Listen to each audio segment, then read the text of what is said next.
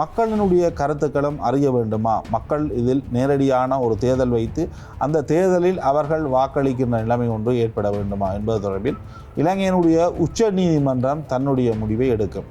ஆனால் இலங்கையினுடைய உச்ச நீதிமன்ற நீதிபதிகளினுடைய விவகாரம் தான் இந்த விவகாரம்.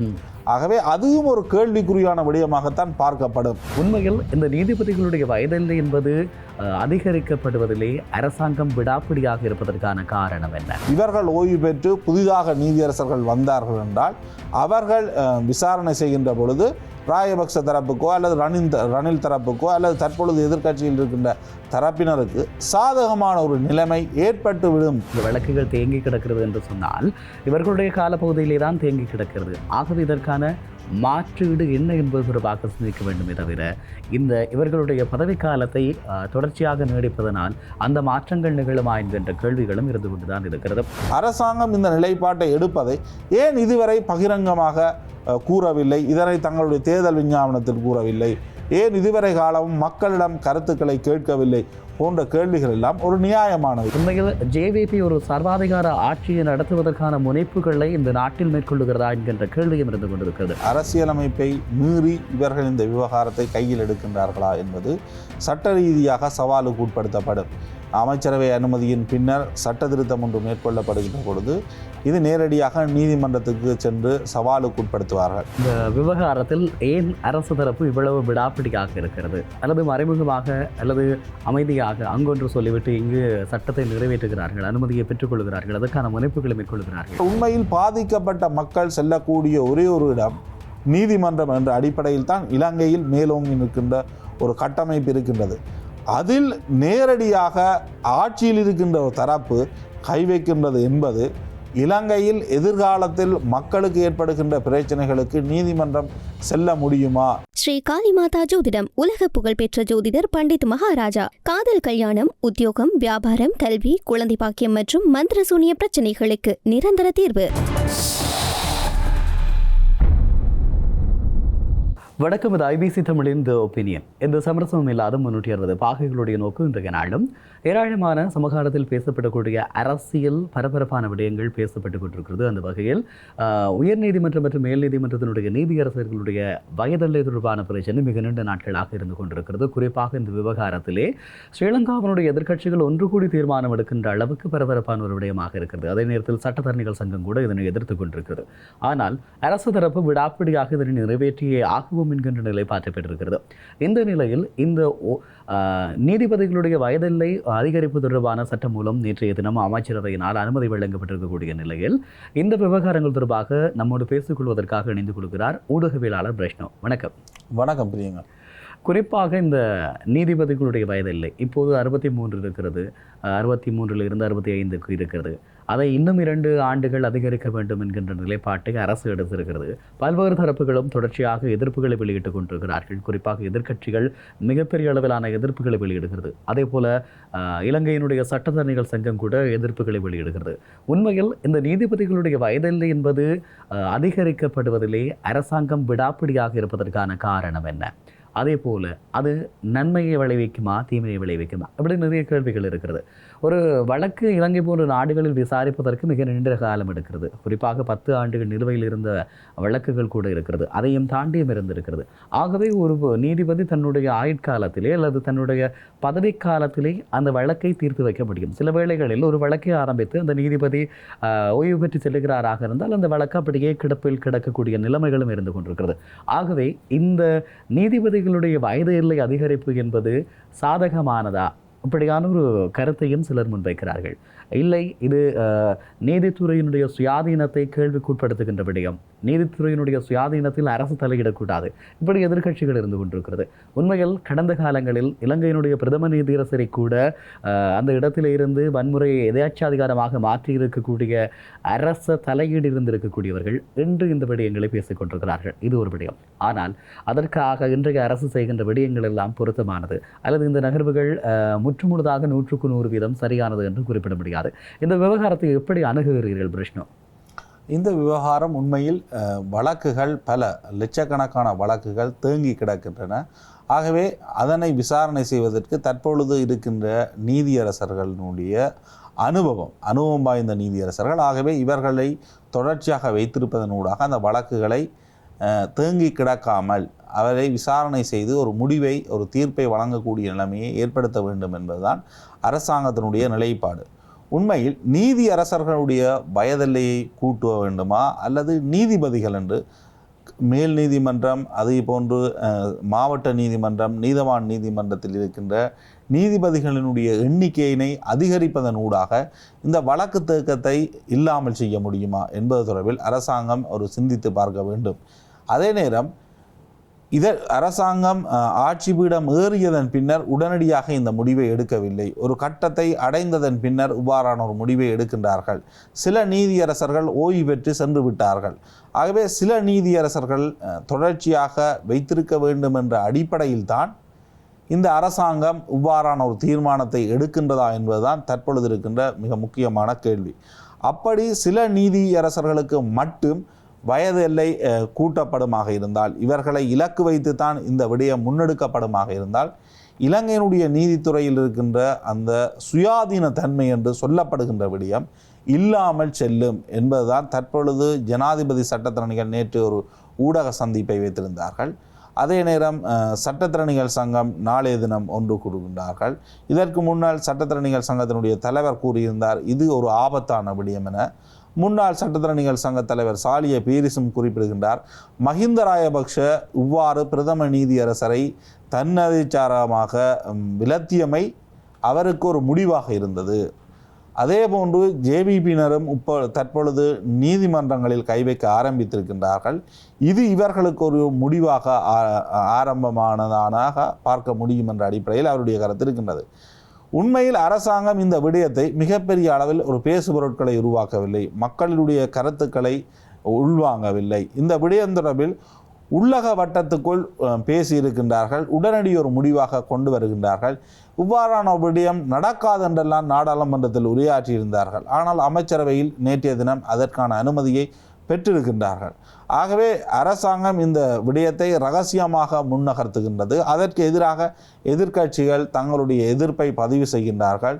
சமூகம் சார்ந்து இயங்குகின்ற வேறு அமைப்புகளும் இதில் அரசாங்கத்திற்கு எதிர் நிலைப்பாட்டைத்தான் முன்வைக்கின்றார்கள். அரசாங்கத்தினுடைய கட்சிக்குள் மிக முக்கியமான ஒருவராக கருதப்படும் லால் விஜயநாயகா கூட அரசாங்கத்தினுடைய கட்சிக்குள் இருந்தாலும் அவரும் இதற்கு எதிர்ப்பு தெரிவிக்கின்றார். நேற்றைய தினம் ஜனாதிபதி சட்டத்தரணிகள் வைத்த ஊடக சந்திப்பில் கூட அவர் தன்னுடைய கருத்தை மிக தெளிவாக குறிப்பிட்டிருந்தார், இந்த செயற்பாட்டுக்கு தான் எதிரானவன் என்று. ஆகவே நீதியரசர்களுடைய விடயத்தில் ஏன் ஜேவிபி அல்லது என்பிபி இவ்வாறான ஒரு தீர்மானத்தை எடுக்கின்றது என்பது ஒரு அரசியல் ரீதியாக பார்க்கப்பட வேண்டிய ஒரு தேவை இருக்கின்றது. இது எதிர்க்கட்சிகள் தவறானவர்கள் அல்லது எதிர்க்கட்சியில் இருக்கின்ற ராஜபக்ச தரப்புகள் ரணில் விக்ரமசிங்க போன்றவர்கள் மீது வழக்கு இருக்கின்றது, அதனால் அவர்கள் எதிர்ப்பு தெரிவிக்கின்றார்கள் என்ற அடிப்படையில் மட்டும் பார்க்க முடியாது.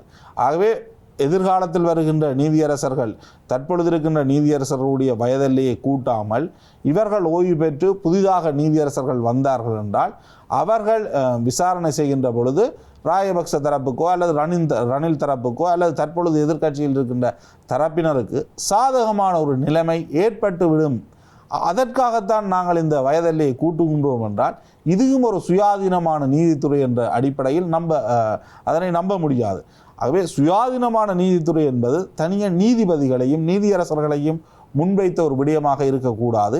அது இலங்கையினுடைய சட்டத்தின் ஆட்சியை வெளிப்படுத்துகின்ற ஒரு விடயமாக இருக்க வேண்டும். உண்மையில் நீதிபதிகளினுடைய நீதிமன்றங்களினுடைய எல்லைகளை அதிகரிக்க வேண்டும்.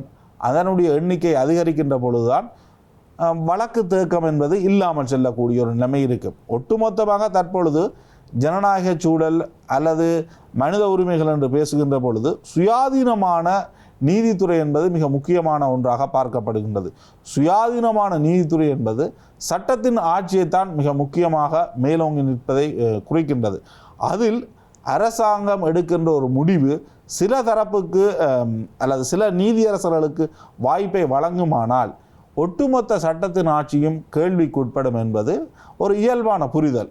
அதனை எதிர்க்கட்சிகள் முன்வைக்கின்றார்கள், வேறு அமைப்புகள் முன்வைக்கின்றார்கள் என்றால் அவர்கள் அனைவரும் ஒரு தரப்பென்றும் முத்திரை குத்தக்கூடாது.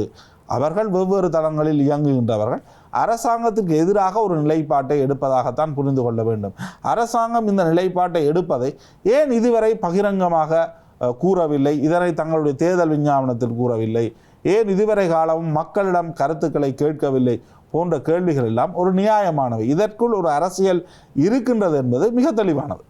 நிச்சயமாக நீங்கள் குறிப்பிடுவது போல இந்த ஜனநாயக நாடு என்று சொல்கின்றவர்கள், ஜனநாயகத்தை மதிப்போம் என்று சொல்கின்றவர்கள், இதற்கு முன்பிருந்த ஆட்சியாளர்கள் போல நடந்து கொள்ள மாட்டோம் என்கின்றவர்கள் உண்மையில் அரச பொறிமுறை சார்ந்து அதனுடைய சுயாதீனத்தை சரியான முறையில் பேணப்பட வேண்டும். நீதித்துறையினுடைய சுயாதீனம் பேணப்பட வேண்டும் என்பதிலே தொடர்ச்சியான அக்கறை இருப்பவர்கள் போல காட்டிக் கொள்கின்றவர்கள் இப்படியான நகர்வுகளை செய்வது நீங்கள் குறிப்பிட்டது போல தங்களுக்கு சார்பாக அல்லது தங்களுடைய செல்வாக்கு பெற்றிருக்கக்கூடிய நீதிபதிகள் தொடர்ந்தும் இந்த இடங்களில் இருக்க வேண்டும் என்கின்ற அடிப்படையில் தான் செய்கிறார்களா?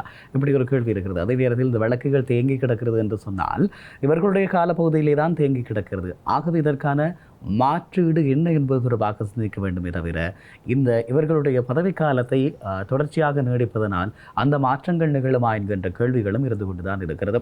இப்படியான ஒரு சூழலில் இலங்கையினுடைய எதிர்க்கட்சிகளுடைய இந்த கூட்டு இணைவு அல்லது பொதுவான எதிர்ப்பு இவையெல்லாம் இருந்து கொண்டிருக்கக்கூடிய சம நேரத்தில் இந்த விவகாரம் தொடர்பாக எங்காவது பொதுமக்களுடைய கருத்துக்கூடல் கேட்கப்பட்டிருக்கிறதா அல்லது துறை சார்ந்தவர்களிடம் இது தொடர்பாக ஆலோசனை பெறப்பட்டிருக்கிறதா?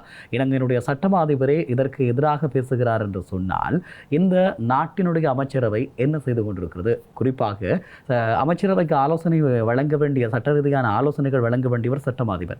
இந்த விவகாரத்தில் சட்டமாதிபரை இப்படியாக சொல்லிக் கொள்கிறார் என்று சொன்னார் இது எவ்வளவு மோசமான நிலைமையை உட்புகுத்துகிறது? எப்படியான நிலைமைகளுக்கு இலங்கையினுடைய நீதித்துறையினுடைய சுயாதீனத்தை கொண்டு சேர்க்கப் போகிறது என்ற கேள்விகள் எல்லாம் இருக்கிறது. உண்மையில் ஜேவிபி ஒரு சர்வாதிகார ஆட்சியை நடத்துவதற்கான முனைப்புகளை இந்த நாட்டில் மேற்கொள்ளுகிறதா என்கின்ற கேள்வியும் இருந்து கொண்டிருக்கிறது. ஆகவே தங்களுடைய ஆட்சிக்கு பாதகம் ஏற்பட்டுவிடக்கூடாது, தங்களுடைய ஆட்சி அதிகார கட்டமைப்பிலே தங்களை மீறி செயற்பட முடியாதவர்களை வைத்துக் கொள்ள வேண்டும், இப்படியான பழைய பல்லவைகளையே இவர்களும் தொடர்ந்து பாடுகிறார்கள் என்று சொல்கிறீர்களா? உண்மையில் இது ஒரு சட்ட ரீதியான விவகாரம். இங்கு அரசியலமைப்பை மீறி இவர்கள் இந்த விவகாரத்தை கையில் எடுக்கின்றார்களா என்பது சட்ட ரீதியாக சவாலுக்கு உட்படுத்தப்படும். அமைச்சரவை அனுமதியின் பின்னர் சட்ட திருத்தம் ஒன்று மேற்கொள்ளப்படுகின்ற பொழுது இது நேரடியாக நீதிமன்றத்துக்கு சென்று சவாலுக்கு உட்படுத்துவார்கள். அதன் பொழுது இலங்கையினுடைய அரசியலமைப்பின் அடிப்படையில் 3/2 பெரும்பான்மையுடன் நாடாளுமன்றத்தில் இது சட்டமாக்க முடியுமா அல்லது மக்களினுடைய கருத்துக்களும் அறிய வேண்டுமா? மக்கள் இதில் நேரடியான ஒரு தேர்தல் வைத்து அந்த தேர்தலில் அவர்கள் வாக்களிக்கின்ற நிலைமை ஒன்று ஏற்பட வேண்டுமா என்பது தொடர்பில் இலங்கையினுடைய உச்ச நீதிமன்றம் தன்னுடைய முடிவை எடுக்கும். ஆனால் இலங்கையினுடைய உச்ச நீதிமன்ற நீதிபதிகளினுடைய விவகாரம் தான் இந்த விவகாரம். ஆகவே அதுவும் ஒரு கேள்விக்குறியான விடயமாகத்தான் பார்க்கப்படும். இயல்பாக இவ்வளவு காலமும் நீதித்துறை சார்ந்து அல்லது பிரதம நீதியரசர் சார்ந்த வயதெல்லை பிரச்சனை சார்பாக ஒரு சட்டம் இயற்றப்படவில்லை. ஆகவே அங்கு எடுக்கப்படுகின்ற முடிவு 3/2 பெரும்பான்மையுடன் போதுமானது என்ற ஒரு நிலைப்பாடு எடுக்கப்பட்டால் இலங்கையில் தற்பொழுது ஆட்சியில் இருக்கின்ற என்பிபியினருக்கு தேவையான அளவு 3/2 பெரும்பான்மை இருக்கின்றது. ஆகவே அவர்கள் சட்டமாக அதனை ஏற்றிக்கொள்வார்கள். மக்களுடைய கருத்தறிய வேண்டுமான ஒரு நிலைப்பாடு நீதிமன்றம் எடுக்குமானால் இது ஒரு சிக்கலுக்குரிய விவகாரமாக மாறும். உடனடியாக அது சாத்தியமில்லாத நிலைமைக்கு செல்லும். ஆனால் அரசாங்கம் ஒரு செயற்பாட்டை முன்னெடுக்கின்றதென்றால் அரசாங்கம் சகல விடயங்களையும் ஏற்கனவே கலந்துரையாடி ஒரு உள்ளக நிகழ்ச்சி நிலையில் செல்கின்றது. எங்களுக்கு தெரிந்த வகையில் தமிழ் மக்களிடம் மிகப்பெரிய ஒரு பேசுபொருளை உருவாக்கி இருக்கிற செம்மணி விவகாரம் கூட நீதிபதிகள் மாறி இருக்கின்றார்கள். அதனால் அந்த விசாரணைகள் மாற்றம் ஏற்பட்டிருக்கின்றதா இல்லையா என்பது தொடர்பில் எல்லாம் யாரும் கருத்து கூறுவது கிடையாது. ஆகவே இலங்கையில் இருக்கின்ற சட்டத்தின் அடிப்படையில் நீதியரசர்கள் இருந்து ஓய்வு பெறுகின்ற பொழுது புதிய நீதியரசர்கள் வருவதனால் என்ன மிகப்பெரிய ஒரு குழப்பங்கள் ஏற்பட போகின்றது? என்ன சில வழக்குகள் சரியான முறையில் விசாரணைக்கு உட்படுகின்ற பொழுது மீண்டும் ஒரு விசாரணை தேவையான நிலைமைகள் எல்லாம் ஏற்படுவதற்கான வாய்ப்புகள் தான் இருக்கின்றது. ஆனால் உண்மையில் பாதிக்கப்பட்ட மக்கள் செல்லக்கூடிய ஒரே ஒரு இடம் நீதிமன்றம் என்ற அடிப்படையில் தான் இலங்கையில் மேலோங்கி நிற்கின்ற ஒரு கட்டமைப்பு இருக்கின்றது. அதில் நேரடியாக ஆட்சியில் இருக்கின்ற ஒரு தரப்பு கை வைக்கின்றது என்பது இலங்கையில் எதிர்காலத்தில் மக்களுக்கு ஏற்படுகின்ற பிரச்சனைகளுக்கு நீதிமன்றம் செல்ல முடியுமா என்ற ரீதியில் தான் தற்பொழுது எதிர்க்கட்சியில் இருக்கின்றவர்களாக இருக்கலாம் அல்லது சட்டத்திறனிகள் சங்கமாக இருக்கலாம், ஜனாதிபதி சட்டத்திறனிகளைச் சேர்ந்த குழுவினராக இருக்கலாம், எல்லோருடைய கருத்துக்களும் பதிவு செய்யப்படுகின்றது. அரசாங்கமும் ஏன் இந்தளவு தூர எதிர்ப்புகளின் மத்தியில் இந்த விடயத்தை கையில் எடுக்கின்றது, ரகசியமாக அடுத்த கட்டத்தை நோக்கி நகர்கின்றது என்பதெல்லாம் ஒரு கேள்வி. ஏனெனில் நாடாளுமன்றத்தில் உரையாற்றுகின்ற பொழுது அவ்வாறான ஒரு விடயம் இல்லை என்று அவர்கள் குறிப்பிட்டிருந்தார்கள். ஆனால் உடனடியாக அடுத்த கட்டத்தை நோக்கி அரசாங்கம் இந்த விவகாரத்தில் நகர்கின்றது.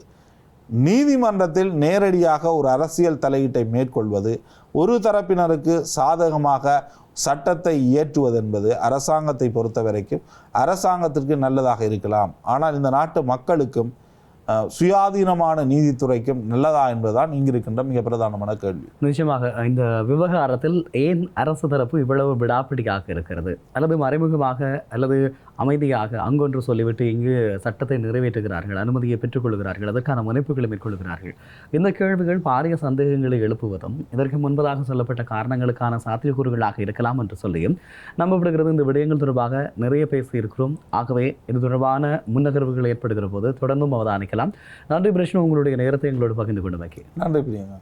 நன்றி நேயர்களே, இன்றைய நாளில் பேச இருக்கிறோம் இலங்கையினுடைய உயர் நீதிமன்றம் மற்றும் மேன்முறையீட்டு நீதிமன்றங்களுடைய நீதியரசர்களுடைய வயதெல்லை அதிகரிப்பு தொடர்பாக இலங்கையினுடைய அரசு அமைச்சரவையின் அனுமதியை பெற்றிருக்கிறது. இதுக்கு பல்வேறு விதமான எதிர்ப்புகள் இருந்தாலும் அரசு ஏன் இந்த விவகாரத்தில் இவ்வளவு விடாப்பிடியாக இருக்கிறது? இந்த கேள்வியோடு விடைபெறலாம். மற்றும் ஒரு காணொலியில் சந்திக்கிறோம். வணக்கம். ஸ்ரீ காளிமாதா ஜோதிடம் உலக புகழ்பெற்ற ஜோதிடர் பண்டித் மகாராஜா. காதல், கல்யாணம், உத்தியோகம், வியாபாரம், கல்வி, குழந்தை பாக்கியம் மற்றும் மந்திர சூனிய பிரச்சனைகளுக்கு நிரந்தர தீர்வு.